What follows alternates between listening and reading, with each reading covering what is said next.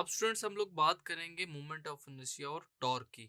हम लोग देखते हैं कि एंगुलर मोशन के लिए जो क्वांटिटीज हैं जो टॉर्क पे अप्लाई होंगी वो क्या होंगी, और उसके साथ साथ मूवमेंट ऑफ इनर्शिया इसमें क्या है। सबसे पहले डेफिनेशन देखते हैं। The product of moment of inertia I and angular acceleration alpha of a body gives the magnitude of the torque.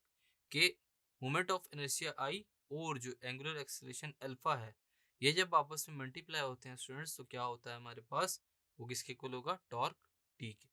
सो इसको हम लोग लिखेंगे स्टूडेंट्स लीनियरली पहले, कि हमारे पास जो क्रॉस प्रोडक्ट होता है आर और एफ का, तो टॉर्क हमारे पास क्या होगा, आर क्रॉस एफ, जो कि लीनियरली हमारे पास वैल्यू गिवन है। The direction of torque is perpendicular to the plane containing R and F. जो डायरेक्शन होगी उसकी वो बिल्कुल नॉर्मल होगी, किसके परपेंडिकुलर होगी, जिस प्लेन के अलोंग टॉर्क प्रोड्यूस किया जा रहा है।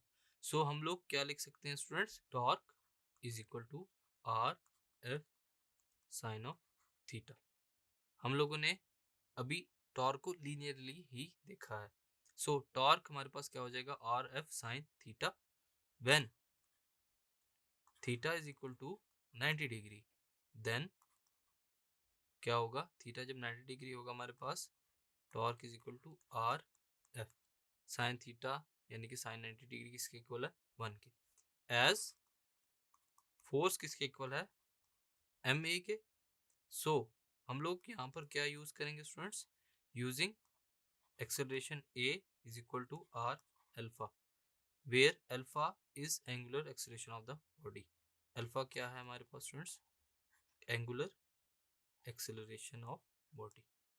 जब हम लोग वैल्यू को इक्वेशन के अंदर पुट करेंगे तो torque will be equal to R M R alpha which is equal to M R square into alpha.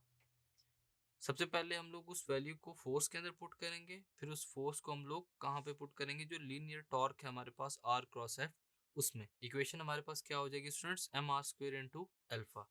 So torque can be written as R square M into alpha. In this equation, during rotatory motion m and r remain constant. Rotatory motion जब होगी students तो m और r क्या होगा, constant होगा। And we put M R square is equal to I,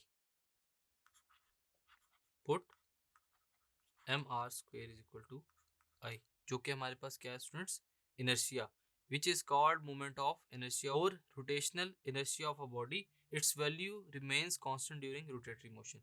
inertia की value क्या रहती है, कांस्टेंट रहती है during motion. It plays the same role in angular motion which mass m plays in linear motion. That is why it is named as rotational inertia, इसलिए इसको क्या नाम दिया गया स्टूडेंट्स, रोटेशनल इनर्शिया।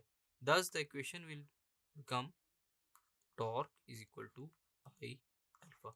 ये है हमारे पास आई क्या, इनर्शिया, और अल्फा क्या है, एंगुलर एक्सेलरेशन। यही थी हमारे पास डेफिनेशन किसकी स्टूडेंट्स, एंगुलर टॉर्क की, जिसमें क्या इन्वॉल्व है, रोटेशनल इनर्शिया। अब आगे हम लोग इसी को देखते हुए स्टूडेंट्स डेफिनेशन को देखेंगे कि डेफिनेशन क्या है इनर्शिया की। The product of moment of inertia I and angular acceleration alpha of body gives the magnitude of the torque acting on it. Inertia की डेफिनेशन को देखते हुए, इनर्शिया क्या होता है, प्रॉपर्टी होती है किसी भी बॉडी की जिसकी वजह से वो किसी भी स्टेट को, चाहे वो रेस्ट की स्टेट है स्टूडेंट्स या फिर मोशन की स्टेट है, उसको रेजिस्ट करती है बॉडी। इसी तरह हमारे पास जो मैस होता है वो भी लीनियर मोशन के अंदर इसी चीज को फॉलो कर रहा होता है। सो इनर्शिया की वजह से हमारे पास क्या होगा स्टूडेंट्स, टॉर्क प्रोड्यूस होगा किसके अंदर, किसी भी बॉडी के अंदर।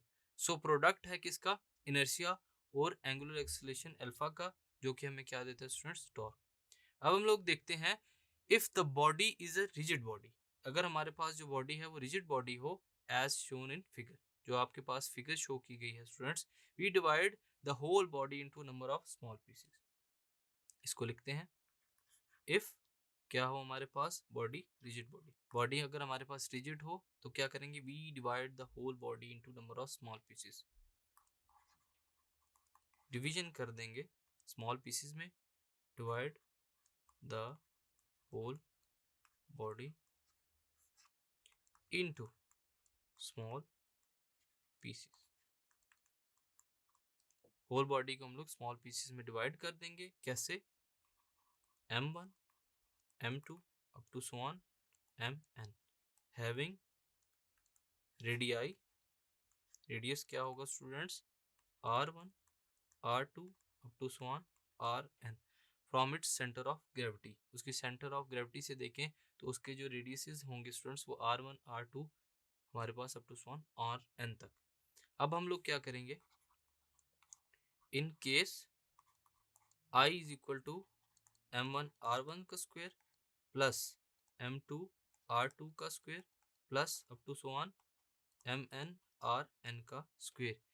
ये हमारे पास क्या है? रोटेशनल इनर्शिया, जो कि इसके इक्वल होगा mr स्क्वायर के। सो जब हमारे पास ज़्यादा पीसीस होंगे जो कि डिवीजन में होंगे तो हम लोग उसको इस फॉर्म में लिख सकते हैं। सो तमाम के लिए हम लोग क्या लिखेंगे students? I will be equal to summation I starts from 1 to n। n किसके इक्वल होगा? i के। i की जितनी वैल्यूज हैं वो 1 से लेकर n तक होंगी। सो एम आई आर आई का स्क्वायर, ये हमारे पास क्या है? Equation. Which is the moment of inertia of the given rigid body. जो क्या है? मोमेंट ऑफ इनर्शिया है जो कि हमारे पास जो गिवन रिजिड बॉडी है। आप देख सकते हैं आपकी जो पिछली स्लाइड के अंदर जो मैंने डायग्राम आपको शो करवाया स्टूडेंट्स, जो कि रिजिड बॉडी है जिसको पैचेस में डिवाइड किया गया, उसका ही मोमेंट ऑफ इनर्शिया क्या होता है हमारे पास? Summation I start from 1 to n M I R I का स्क्वायर। अब इसी हिसाब से अगर हम लोग डिफरेंट डिवाइसेस को देखें जो कि आपकी स्क्रीन पर शो हो रही हैं, इन सर्कुलर बॉडीज को जिसमें डिस्क भी होगी, रिंग भी होगी या रेक्टेंगुलर प्लेट भी हो सकती है, जब हम लोग उनको रोटेट करवाते हैं तो रोटेशनल इनर्शिया की वजह से उनके अंदर टॉर्क प्रोड्यूस होता है, जिनका जो रोटेशनल इनर्शिया है उसकी वैल्यूज डिफरेंट है। सो इस टॉपिक में हम लोगों ने rotational inertia, moment of inertia या फिर हम लोगों ने इसको टॉर्क को डिस्कस किया जो किसी भी बॉडीज के अंदर ड्यूरिंग एंगुलर मोशन प्रोड्यूस होता है। इसी के साथ अब हम लोग क्या देखेंगे student? Example moment of inertia और टॉर्क की, जिससे हमें पता चलेगा कि कैसे हम लोग किसी भी बॉडी के लिए मोमेंट ऑफ इनर्शिया या टॉर्क फाइंड कर सकते हैं। देखते हैं example. A cylinder of mass 5 kg and radius 0.20 metre acted upon a force of 0.60 newton. ये क्या है? हमारे पास एक सिलेंडर है जिसका मास है 5 kg, रेडियस 0.20 मीटर, उसके ऊपर फोर्स कितनी लग रही है student? 0.60 Newton. Applied tangentially at the surface, उसकी सरफेस के ऊपर टेंजेंशियली उसके ऊपर फोर्स अप्लाई की गई है। कैलकुलेट क्या करना है? Torque producing cylinder, be the angular acceleration producing cylinder. पहले टॉर्क प्रोड्यूस कैसे होगा और उसके बाद एंगुलर एक्सेलरेशन को देखेंगे। डायग्राम में जैसे शो हो रहा है, हम लोग ए के लिए देखते हैं कि टॉर्क कैसे प्रोड्यूस होगा। केस में क्या होगा हमारे पास? Inertia I will be equal to half M R का स्क्वायर। ये इनर्शिया किसके लिए स्टूडेंट्स? सॉलिड सिलेंडर की वैल्यू के लिए। अब हमारे पास क्या होगा?